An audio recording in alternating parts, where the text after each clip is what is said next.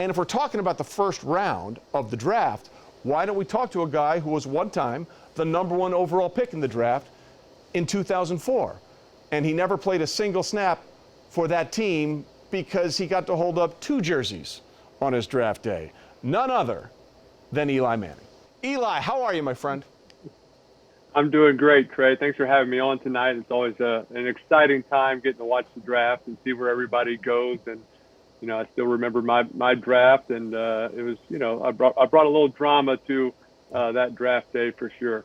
Yeah, we'll get into this year's draft, but let's start with the drama, because I remember, you know, you were coming out of Ole Miss, and, you know, we just started to hear the rumblings that, you know, I don't think the Mannings are that excited about going to San Diego, or not the LA Chargers then, the San Diego Chargers at the time.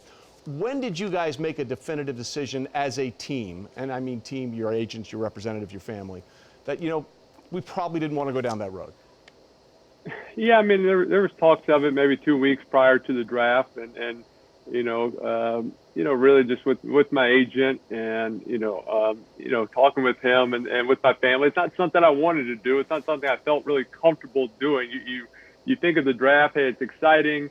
You have a chance to be the #1 pick, and it all should be, you know, just a great time and a celebration. It was, you know, very kind of against my kind of normal personality to create this kind of drama. I was hoping we could do it quietly and just kind of quietly tell San Diego, hey, just draft someone else. And obviously that did not go quite as planned. And but it eventually all working out. They drafted me.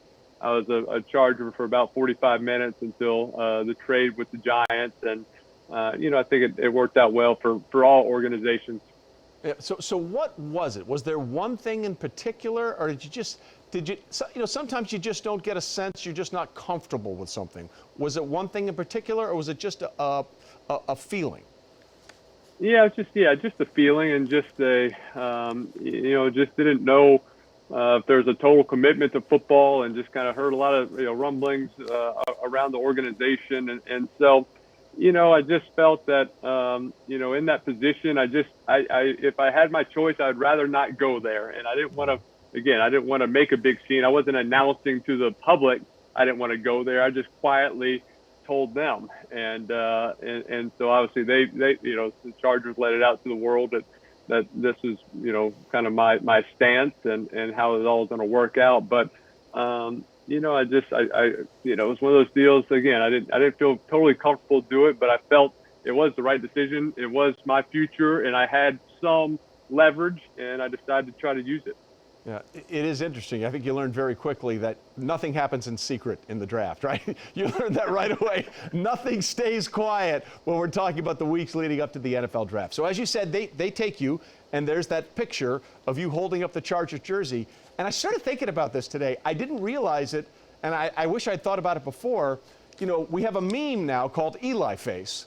That was the first Eli face, right? That was the one. Before we knew what memes were, you holding up the Chargers jersey was our first official meme and our first official Eli face. Yeah, I wasn't totally excited. You know, I thought about not taking the jersey, about not wearing the hat, you know, just kind of not going out there. But, you know, Paul Tagliabue kind of talked me into it and said, that's not happening. You're definitely coming out there and you're going to represent the NFL and do it the right way, which I did. And so, you know, it was kind of a rough first 45 minutes, again, doing interviews as a Charger. Then all of a sudden, you know, the trade happens. I'm kind of in between interviews, and I had to go back and do the whole round over again as a Giant. So I was a little bit more enthused and had a little bit more, a better smile on my face that second round of interviews for sure. So when you're holding up the Chargers jersey and wearing the Chargers hat and everybody sees it, what's the first thing that you remember was going through your mind as you're watching everybody take this photo? Just, you know, just wondering how this is all going to work out. You know, what do I say? You always, you know, afterwards you get on the phone with that team. What am I going to say to the coach and to the GM?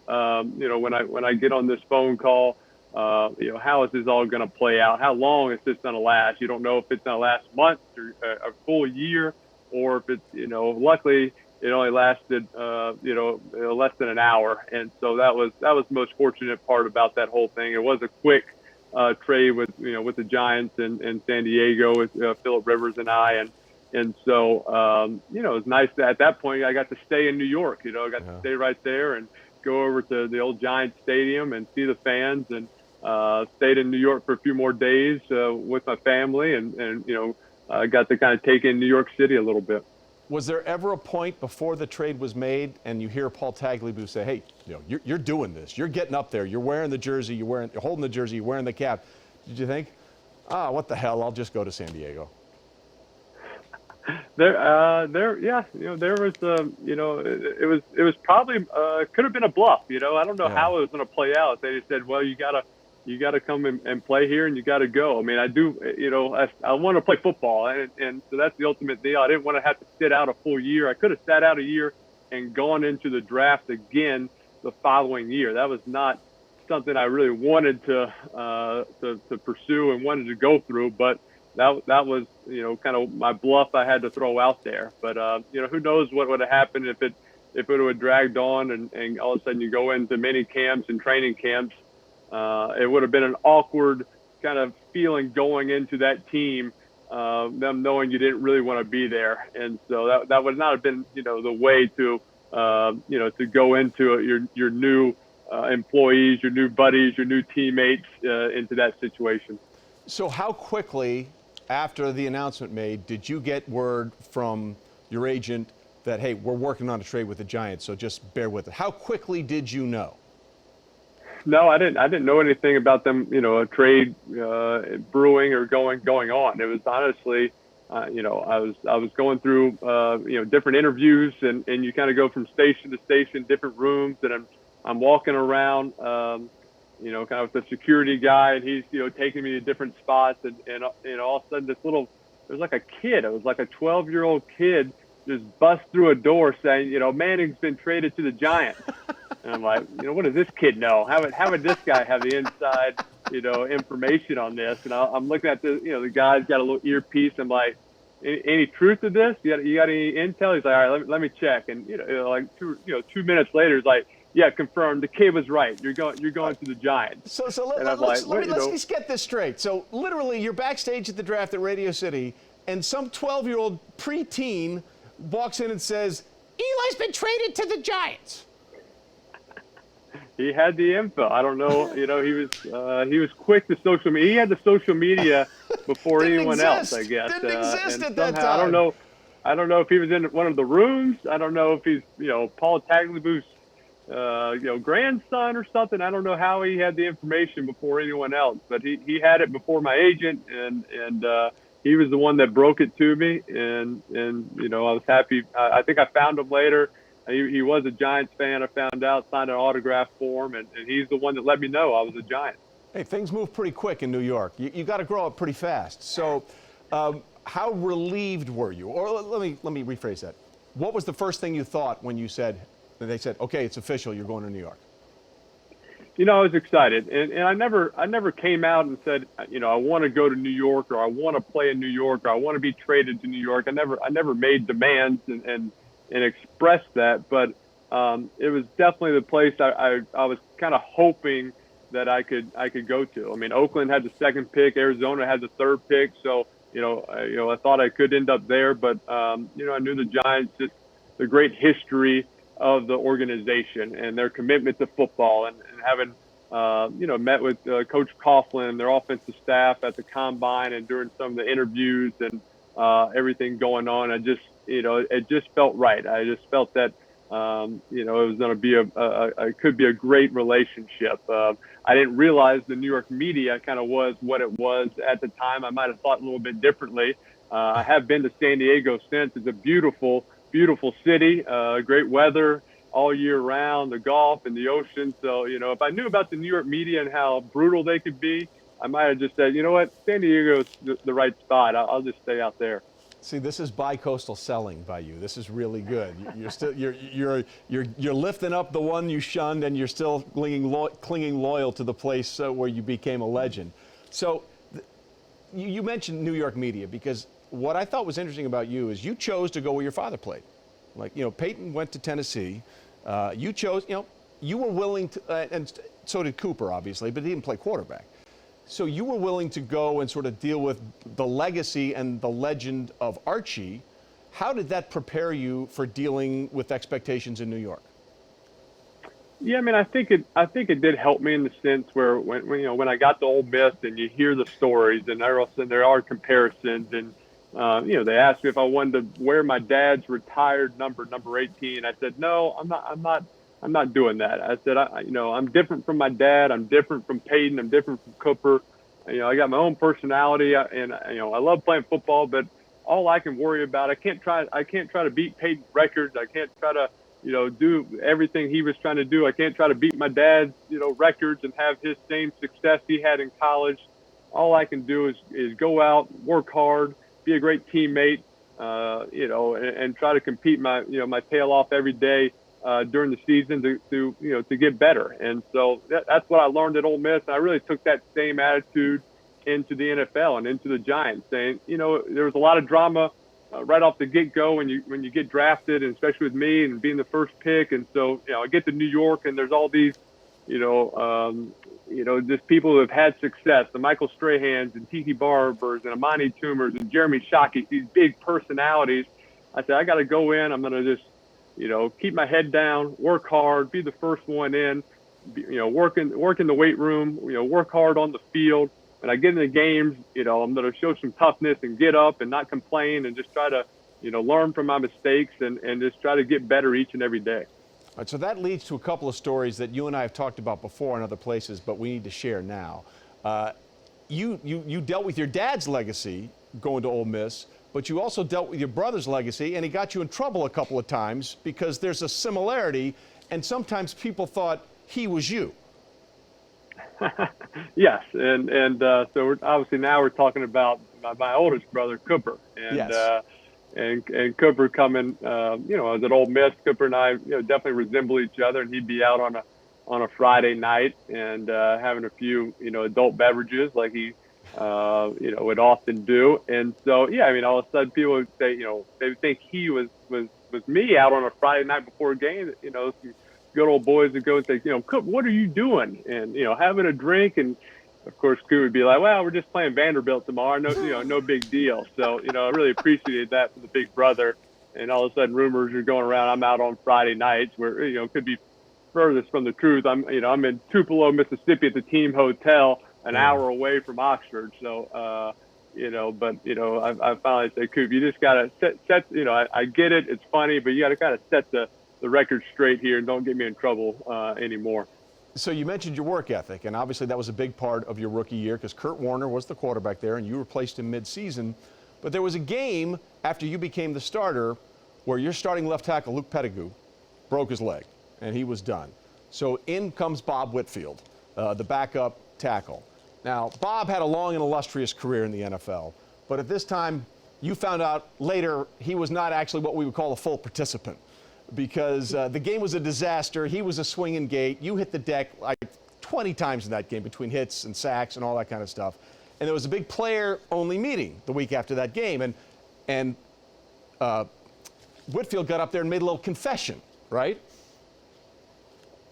Yeah, Bob confessed, and Bob, he was a first rounder, left tackle, a long time in the NFL. At this point, he was in his 14th or 15th year. He was a backup. He really didn't think he was going to play. And so he in that team meeting, he didn't play real well on Sunday. The whole team didn't play well, but he got up and said that the night before in the team hotel that he, needed to relax a little bit and just, did not, really focus on the game, was not mentally prepared and was doing other things. He was doing other things. He was doing some other things. And so it impacted his play a little bit that following day, and he apologized to the team. And so, which is a great character move by him. It didn't really help me on that Sunday that we were going, experiencing that together. But, it's all a learning curve in this. And you do have different, people at different areas, and you understand, right there, it is a team sport, and it does rely on all 53 guys kind of coming together. You never know when your number is going to be called. You never know where you're going to be in the game and get your opportunities. You always want to be prepared for it. And, And as I got into my 14th year and was a backup, you understand. I never went to that extreme of what Bob did, but you understand that impact, that it can get easier to relax and not maybe be as prepared as you should be. And after that, you turned to Tim Hasselbeck, who was your backup at the time, and looked and said, "Yeah, and I'm the bust. I'm the problem," and he was out doing this. Well, it was a lot of good stories, a lot of learning experiences those first couple of years in the NFL, and it's I think that was we were trying to grow as a team, and we were very young and kind of had a mix of veterans and young guys, but eventually we got a great nucleus of guys and got the offensive line right with Chris Snee and O'Hara and Dave Deal and Kareem McKenzie and Richie Sorbert. So we got that great offensive line. It was, kind of all together for 6 or 7 years, and kind of bought into Coach Coughlin's system, being 5 minutes early, preparation, hard work, and when you get everybody on the same page, you get everybody buying in, all in towards a common goal. That's when you start to have some success and win some championships. So you had a rookie season where you went through some learning curves right away from the draft, and then right away with what we just talked about. What advice would you give to this year's potential 5 and who knows, maybe even 6 quarterbacks that may be going in the first round? Because I think a lot of people look at the draft as like, oh, I made it, but it's just the beginning, and the hard work starts after the draft. Yeah, no question. You haven't made it yet. This is just the beginning. There's so much to learn, and I just would recommend all those young quarterbacks, get into the facility as soon as possible, and kind of prove that you're a hard worker. Show the guys your commitment to the team, to doing whatever it takes, to win games, to have success, to be a leader of that team. I'll tell no one else on the team wants to see you in commercials. They don't want to see your endorsement deals. They don't want to see you all over the press and doing those things. They want to see you in the weight room, on the practice field, working later and harder than everyone else. And so once they want to see your toughness. They want to see you in preseason games, in games, taking hits, getting up, keeping your head up after interceptions. After there's going to be some bad football. There's going to be some bad plays through the whole process. It's really, can you not repeat those bad plays? Can you learn from it? And can you kind of motivate the guys around you that they trust in you, they believe in you, they believe that you are doing all the right things, and you are committed to this organization, to this team, to putting a great product out there on the field. So just get in there early and earn the respect of your teammates. Because again, it's different than college. College, everybody's the same age, roughly. All of a sudden, you get to the NFL, you have a guy who's 32 years old and he's got 4 kids. I mean, he's a grown man. You got some grown men all of a sudden you're dealing with. This is their life, and they might have only 1 or 2 more years to win a championship or to get to the playoffs or to make that final run, and you owe it to them to make those steps to get on to get playing good football real quickly. Everybody has to be supremely confident to play this game and believe, whether it's right or wrong, that you're the best at what you do. I mean, I talked to Ryan Fitzpatrick a long time ago. He still believes every game, I think I'm the best quarterback on the field. It's just the way I have to prepare. But was there a moment your rookie year or a game where it all clicked for you and you realized, I can do this? Yeah, and it kind of went both ways in a sense. I remember my third start, my rookie year, we played the Baltimore Ravens, and they're good, and they're good on defense, and they're Ray Lewis and Ed Reed and Suggs, and I mean they're stacked. And so I remember I'm going out and I'm pointing out the mic. I'm saying, hey, number 52 is the mic, and Ray Lewis is like, hey, I'm not the mic, he's the mic. And I'm like, yeah, Ray's right, he's the mic. I mean, they're walking around and they're moving around, and I played horrible. I think I had a 0 quarterback rating, which is hard to do. Like you really got to try. Well, Tim Hasselbeck had one of those too, so you guys should have been together. Then that's why. And so, but I remember we took the train to Baltimore. We're on the way home, and I felt bad and just like, how is this happening? What is going on? I remember going. I sat next to Kevin Gilbride and talked to him for a long time. Talked to Coach Coughlin, and I remember saying, hey, I just remember saying, hey, these are 6 plays, pass plays that I really like. These are the ones I was running in training camp. I was running my rookie OTAs. These are the ones I've run the most of any play, that we have in this offense. And I know we're going to put in a few specific plays and new plays, but if everything's new, I'm not going to be good at anything. So, let's have some staples where at least I'm going to know where to go with the ball. I'm going to get the ball out on time.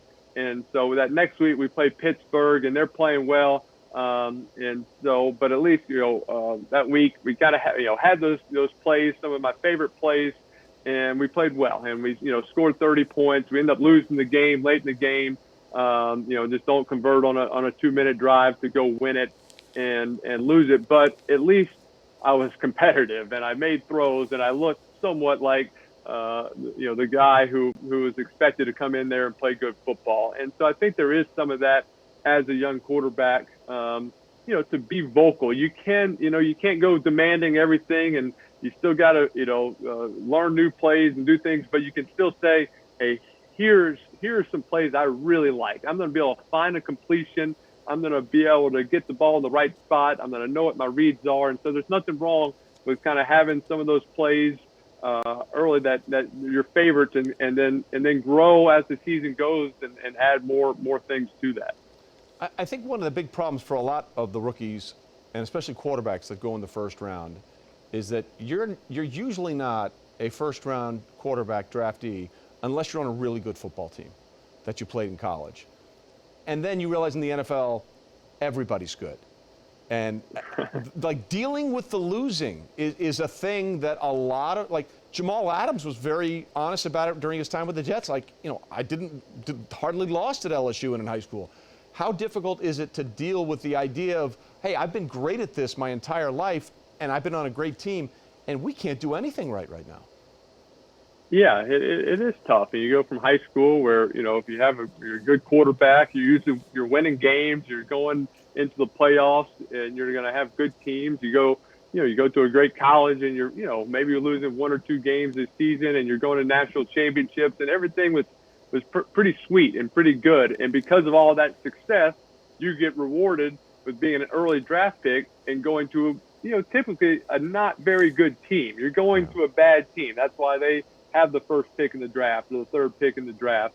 And so, you're kind of responsible for changing the culture of that organization. And you know what? There are going to be some losses. And every week you're going against a good team, and you're going against good players that can not just beat you, but embarrass you. And so it's just a learning curve. There are no bye weeks. There are no kind of out of division, out of conference, easy games where, you're just better than the other team, just by the players that you have. And so, every week you got to prepare, you got to study, and you got to go out there and perform at a high level if you expect to win any game. Yeah, there are no directional Michigan schools on an NFL schedule. They're all pretty damn good. Do we move on from quarterbacks too quickly now in this process that we're in the NFL? Because I still believe Sam Darnold can be a very good quarterback. He was just not surrounded with the things that Josh Allen was surrounded with in Buffalo, or what Patrick Mahomes was with in Kansas City. And I'm not suggesting that Sam is going to be the next Patrick Mahomes. The point I'm making is that, San Diego, when they drafted Phillip Rivers, they had Drew Brees, and Drew Brees played okay. Then they drafted Phillip. Drew Brees' first 5 seasons, you would say he's a journeyman at best. Then he gets an opportunity with someone he's comfortable with in Sean Payton, and boom, he's going to be a first ballot Hall of Famer. Do we move on from quarterbacks too quickly? Do we need to be more patient these days? Yeah, I mean, I think that used to be the philosophy. You kind of get a quarterback, you sit them, you groom them, you let them learn within the offense, you kind of let them learn with the players around them, and you have guys there for 4 or 5 years, 6 years, and you build a comfort level. And then all of a sudden now, which is good, there are, these quarterbacks are coming in, they're expected to play right away. I think the offenses in colleges are more complex and more similar to the NFL offenses now. They are doing more of the RPOs. They are doing more those things that the college guys are used to and more and comfortable with. And so, I think there is an opportunity for these young guys to have success out at an early age. But you're not giving these teams a whole lot of time to groom these guys. You see the coaches changing or coordinators changing, and it's not totally uncommon that you have a quarterback that's in his third year and he's had 3 different offensive coordinators and 3 different offenses. It's hard to groom a quarterback and see what his potential is, if he hadn't had a chance to get comfortable. Yeah. So you have an opportunity right now. This is Eli Manning. You're on your Eli Manning pulpit. You have 5 congregants in your church right now. They are Trevor Lawrence. They are Zach Wilson. They are Justin Fields. They are Mac Jones. They are Trey Lance. If you could say anything to those guys that we all believe are going to go in the first round and potentially in the top 10, which has never happened before, what would be the most important message you would give each one of them? Yeah, I mean, it's kind of what I said earlier is that, hey, wherever you go, first off, it doesn't matter if you're the first pick, if you go in the 30th pick, you go in the second round. You're still going to have an opportunity to play football. And so be grateful for wherever you go, because this is the opportunity. And you got to go in with a great attitude and, that you get to play football. You're going to an organization that trusts you, that is giving you the keys to take it over. And so go in with that attitude that, you want to do it for the organization. You want to do it for the fans. You want to do it for your teammates. And to do that, you have, like I said earlier, you have to earn that respect. And it's going to come from getting in there, getting with the coaches, learning these offenses, getting with that offensive line, learning protections, getting with the running backs. You cannot learn enough about the game of football, about defenses, about schemes. And you just got to be a sponge, and you got to just, expect to live in that facility that first year. And it's going to be, you're going to be tired, and there's going to be bad games. There might be lulls, and you just got to find a way to lift yourself up, have a great support system that tells you kind of what you need, to hear, not what you want to hear, not feel, building you up when you're not playing well just for no reason, but people that are truly behind you and want you to succeed, but are telling you the things that are going to help you go out there and take control of that offense and take control of that team and, give you the best chance to be successful. And we'll see how many of these guys, where they go, and we'll see how it plays out, because everyone's right on draft night, and then a few years later, some of those guys are not right, some of those picks are not right. We'll leave it with this, and I've said this to you and your dad, and I'll say it again. On behalf of all football-loving fans, thank you for the Manning family, because if it hadn't been for you taking him down in Super Bowl 42 and in Super Bowl 46, and if it hadn't been for Peyton taking him down 3 times in AFC title games, we might be sitting with Tom Brady with 12 Super Bowl rings, and that is just preposterous. Well, we can thank Olivia Manning for that. So she gets all the credit, to bringing Peyton and I into the world and just controlling some of Tom Brady's success, because it's been impressive what he's been able to do. It's ridiculous, and he's going to retire with all the records. But just Arch Olivia, thank you for giving all the other teams a chance every once in a while. Eli, always great to talk to you, man. Be well, my friend. Thanks, Trey. A lot of fun.